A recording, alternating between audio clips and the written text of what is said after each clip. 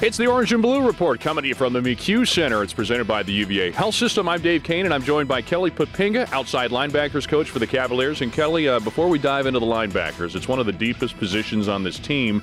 I want to talk defense as a whole for you guys. You played now 6 practices ultimately here, and here we sit are going into your 6th practice. But this is a defense that has been tested this spring in ways that maybe they haven't been in the past. A mobile quarterback, the ACC seemed to be replete with mobile quarterbacks. How does that test your guys and kind of change you up in the day-to-day outside of games? It just kind of puts a different threat out there that, the quarterback can take off and go any play. I don't want to call the guy Lamar Jackson because that's setting the standard pretty high right there, but it's like going up against a guy like that where the guy can throw it really well. He can throw the ball down the field. He can do quick game, but then he can take off and run if he doesn't like what he sees. And then also you can get back and do the design quarterback run stuff too as well. And so it just stresses you a lot more than what we're used to of a guy just sitting back in the pocket and throwing the ball around. So it's been fun. My guys are adjusting to right now, and I think the whole defense in general is adjusting to it. So, speaking of the whole defense, you lose key players on all 3 levels. Andrew Brown on the defensive line. You lose Micah Kaiser in the middle on that linebacking core. Quinn Blanding in the back secondary.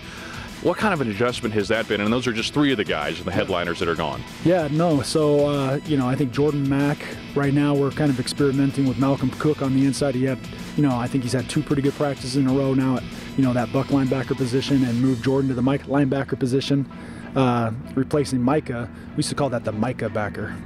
But anyway, just replacing that. And Jordan, I think I think he's adjusting to it, and Malcolm's adjusting to it. And so, you got kind of 2 new guys figuring it out. It shouldn't be as big an adjustment for Jordan as it is for Malcolm. Losing Micah obviously is a big deal, but I think those 2 guys athletically and physically are going to be able to do it.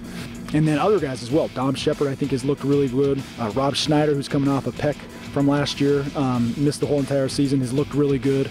Zane Zandir's in that mix as well. So there's some answers there. And then when you go to the secondary, Joey Blunt and Juan Thornhill have been playing our safety positions, and those 2 guys I think are a great kind of 1-2 punch that we have back there. And maybe those 2 guys will be able to do what one guy did in Quinn, but Juan brings something, nothing against Quinn, but there's just the speed element that Juan brings that it's a next gear that Quinn didn't have.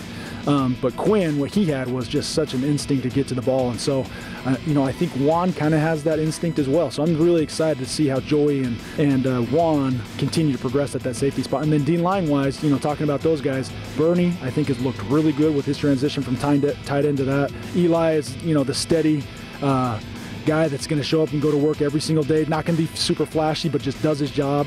I think we're going to be a better defense than we were a year ago, for sure. And a lot of it's just going to be off of, knowing the scheme better, but also I think guys are just getting used to kind of the culture that we have defensively of playing with effort and, that physicality that we want to, play with. And so how do you know you've left a legacy when you leave a program? When they start naming a position after you, Micah Kaiser no longer with the team, but his imprint is certainly there. But so with that in mind, I want to ask you one other question as it relates to those linebackers. With Micah gone, the depth is still there, though, with that group. We felt like we had a lot of linebackers on the outside with Charles Snowden and Elliott Brown, Noah Taylor coming in, who's been a splendid surprise coming, being a mid-year guy. Matt Gamm has come in and looked really good. Chris Peace is a little banged up right now, so he hasn't gotten much practice.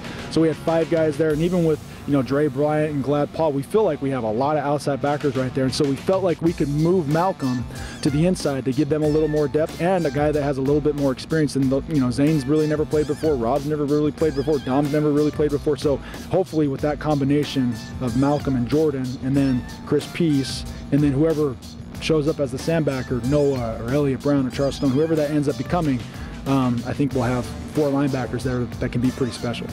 That's Kelly Poppinga. He's got his finger on the pulse of this defense. I'm Dave Koehn. We appreciate you stopping by to visit with us here today. By the way, we'll be having another feature on another key piece of this defense, Mandy Alonso on that defensive line. We'll be focusing on him on uncompromised excellence, our piece coming up later in the week.